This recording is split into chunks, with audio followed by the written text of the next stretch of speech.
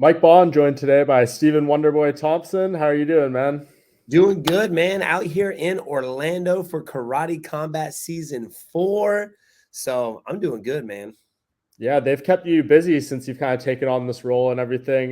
Just tell me, I guess, it seems obviously, like a match made in heaven between you two, but what was the formulation of this relationship? How did it come about? Well, obviously, Adam reached out to my management. I think there was a lot of people, whenever they think karate, especially when it comes to MMA, I'm the first name that pops up. I'm the first person that comes to their mind whenever they think of karate. So it was just a perfect fit for me to be a part of Karate Combat along with GSP and Boss Rutan. Obviously, Lyoto Machida, because that's who I thought of whenever I thought of Karate Combat was Lyoto Machida, because he was my inspiration. But yeah, man, that's how it kind of all fell into place. Growing up, especially when I wanted to move to a competitive side of karate, we didn't have something like this. So that's why I took the route of kickboxing, and then from kickboxing to MMA. But I think it's good that Karate Combat is giving these karate fighters a chance to make a living doing what they love to do, and that's karate. And for people who maybe aren't fully aware, like what's kind of your exact role? Is it mostly just like as a brand ambassador? Are you doing certain things behind the scenes? How would you describe your exact responsibilities over there? So I am what they call a sensei for season 4. So I'm kind of giving wisdom to a lot of the fighters that are coming in, help commentating as well, commentating the fighters, letting the fans know what's going on in the pit. If there's a knockout, if there's a technique that people have never seen before, I'm there to let them know what that's about, and what the technique is called, and just give them basic information. So I'm definitely a sensei for sure. And I know you're used to being the sensei to like younger kids, teaching at your school and stuff. What's it like dealing with grown men? Is it a little more challenging?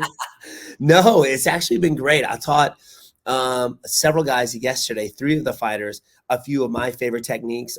They got to kind of pick my brain a little bit about how to set different techniques up. Teaching is my jam. I love to teach. That's my first love. I could literally stop fighting and just teach karate. So I enjoyed it, man. And not just to kids, but now to these professional athletes who are just picking my brain about it. And you can see their eyes kind of open up. Oh man, I want to try this when I get back. So yeah, man, it's been great. So give us some insight onto this particular event going down on Saturday. What are you most excited for? Is there a particular fighter you think people really need to tune in for? What's kind of got your gears turning for this one? Oh man, there's a few guys, especially for the middleweight title. You got Ross Levine. He's going to be facing the Lion Adamov. You got Gabriel Varga, who I've actually seen through the social media and YouTube. He's also got his own YouTube channel as well. So we may collab in the future. He's going to be fighting his first fight in Karate Combat. And of course, you have Agaev, Rafael Agaev, who is literally one of the best karatekas out there, silver medalists in the last Olympics. So there's a few guys that I'm definitely keeping my eye out for at this fight tomorrow. So super excited. It's going to be fireworks, man, for sure. And that's what's so cool about this promotion is that it keeps everything exciting, right? People want to see somebody get knocked out, kicked in the face, punched in the face. And the way the pit is designed, it's just straight for action. I mean, you've seen guys getting thrown off of the wall. I don't know if you've seen the pit, but off of the wall, man, it's wild. Yeah, it's definitely unique. And I'm curious what you think the ceiling for this is because, it's being well documented. Like MMA has obviously exploded big time in the United States and in this portion of the world. But, kickboxing has had troubles really like resonating and making, big waves. There's been a few significant fights here and there and stuff. But like in terms of consistently being big, it struggled. So what do you think kind of makes this karate combat a little bit different? And how, big do you think this can grow in this part of the world? Well, number one, I think it has to do with the fighters, right? The karate fighters are so pretty to watch and so exciting to watch. And that's kind of feedback from I got, not just by watching it, but from fans watching me fight as well. I think it's different in that you got 2 guys that just kind of stand there taking punishment like Muay Thai. A lot of these guys do. They're in and out, man. They're throwing crazy kicks, spinning kicks. number one, that's exciting. Number two, the whole promotion itself, it's different. You have the LED screens around. You have obviously the pit is something that you would see of like Bloodsport, to be honest with you. But Bas Rutten he's always missing. It's funny because number one, you have these characters with Karate Combat, and for some reason, Bas Rutten has always ended up missing either in the past, he's in the future, and for season 4, he's lost in the metaverse, and we got to go find him. And the fans are along for the ride, to be honest with you. So I think that's what makes it different. It makes it exciting, makes it fun while you watch. And is this like how much of your time is this currently taking up right now? I mean, is this kind of one of your main focuses outside of your own career in terms of the outside ventures right now? I think so. I mean, I've been doing a lot of stuff with Karate Combat. We were in Miami not too long ago, doing some filming. But like I said, karate's been it's been my first love since day one. I grew up and I still train karate to this day. I'm a 6th degree black belt in Kempo karate. I've been doing this since I was 3 years old. And karate has made me the fighter I am today. If it wasn't for karate, I wouldn't be Wonder Boy. Do you think if this was around when you had originally entered MMA, you would have gone in this direction instead, or is that kind of too hard to say?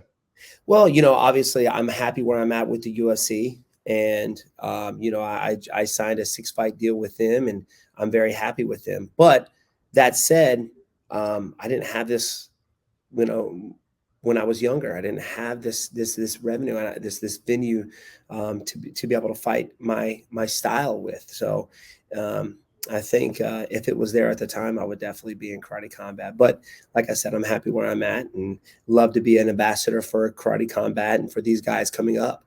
So yeah, man, I think this is a good fit. Yeah, you can get the best of both worlds. When did you sign that 6-fight deal? Is that like something recently new, or is that a couple fights ago at this point? So yeah, it was actually, I don't know if it was during the Burns fight or the Bilal Muhammad fight. I I don't remember, but it was definitely like a fight or two ago that I signed this deal. So yeah, man, still along for the ride. It's been a while since I fought. Kind of keeping my fingers crossed. Hopefully, we'll find somebody soon. But always training, always getting better. I'll be 40 next year, but I feel like I'm 25, to be honest. And I think it has a lot to do with, the way that I train. So I still feel great, man. Still learning every day.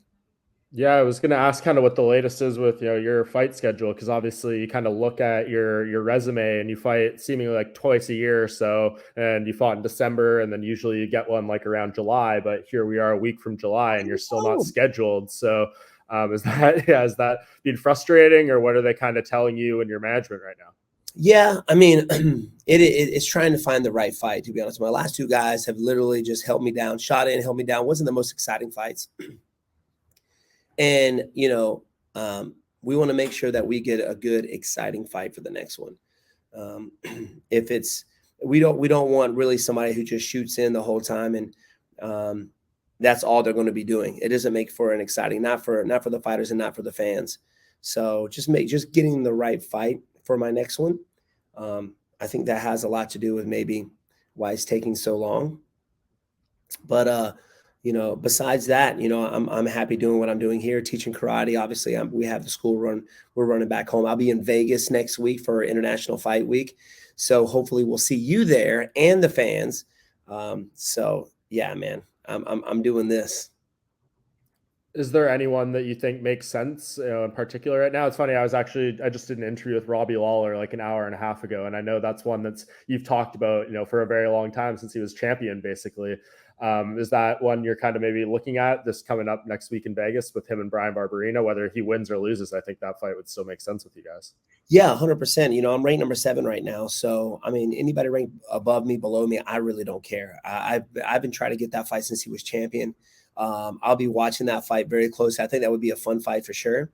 But, it doesn't matter, to be honest with you. You got a lot of guys that are coming up. You got Pereira, who just came off of a win. I think he just beat Ponzinibbio. Yep. He's a good one. You have, of course, obviously, Kevin Holland, who just won his fight. I know he's calling out Sean Brady.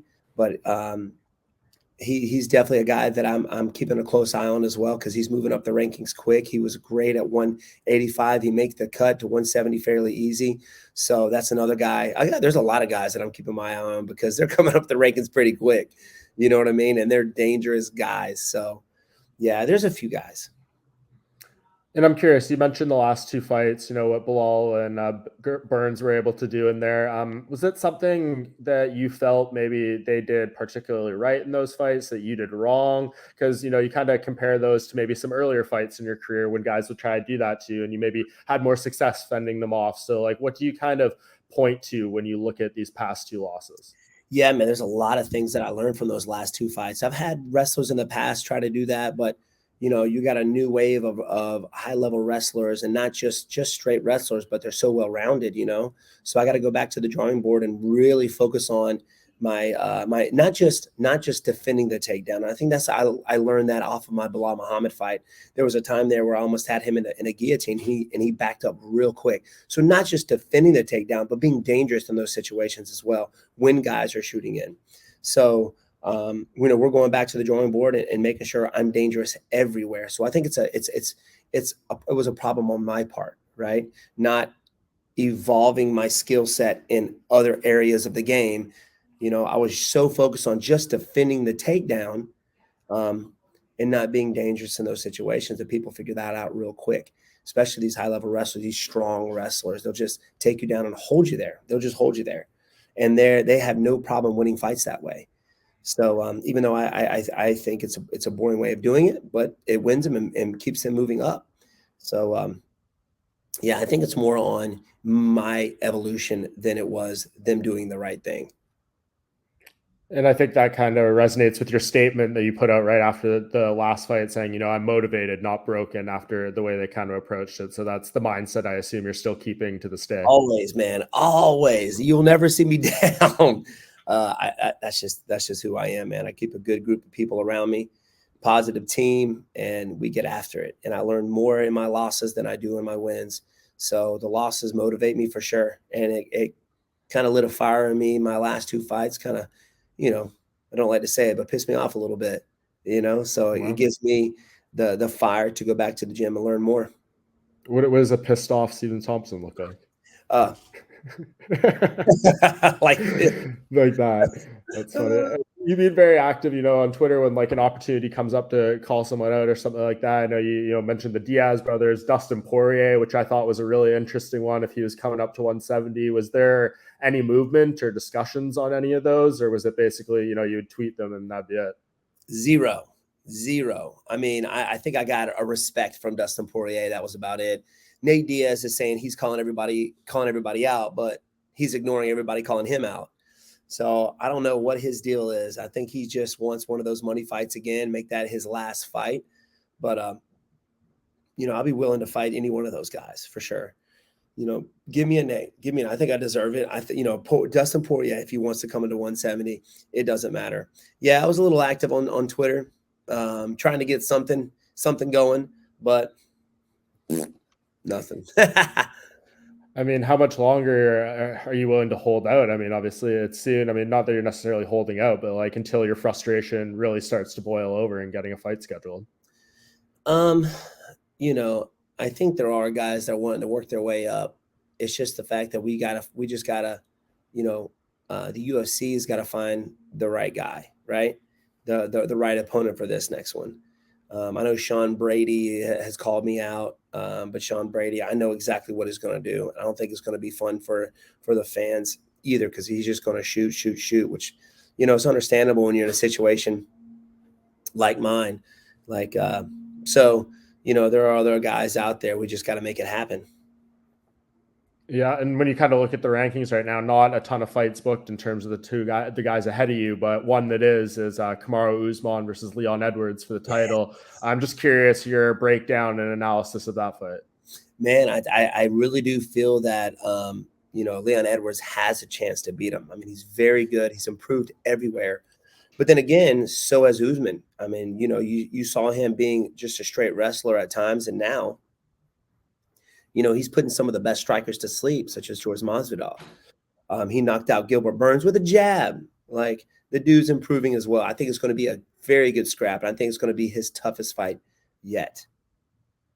Do you think if Usman wins this, like where does he fit in terms of the best welterweight of all time discussion with GSP? Because if he wins this one, it would be 16-0 in the UFC, which would tie Anderson Silva's record for the longest winning streak in UFC history. But I also know you have that relationship with GSP, and I'm sure you respect him a lot, what he's done. So where do you think they kind of match up in terms of legacy right now? Man, I mean, when it comes to legacy, I think GSP's kind of still there, but Usman's right on his tails, man. I mean, the guy's he's beat everybody. Like, who else you gonna feed him to? You know what I mean? Who else is he gonna fight? He's gonna have to fight somebody he hadn't fought. So I gotta give me a win under my belt, man, because they're gonna stop losing guys to feed him. Of course, you have Hamzat, but still, I think he's right up there. He's definitely a GOAT for sure. Yeah, the interesting discussion that people point to is like GSP has the title defenses over Usman at this point, but like Usman got his title shot, I think like 10 fights into his UFC career. GSP got it in his third. So I think that kind of is where like there's the difference in narrative there. And the fact that he's undefeated. Yeah. You know what I mean? He's undefeated at this point. And man, I don't know. He's a beast. He's a beast. That's all I can tell you. I don't know. I would love to go out there and fight him, but just to see where I hold up or how I hold up, you know what I mean? He's that good. He's that just a strong of a fighter. But he's a GOAT, man.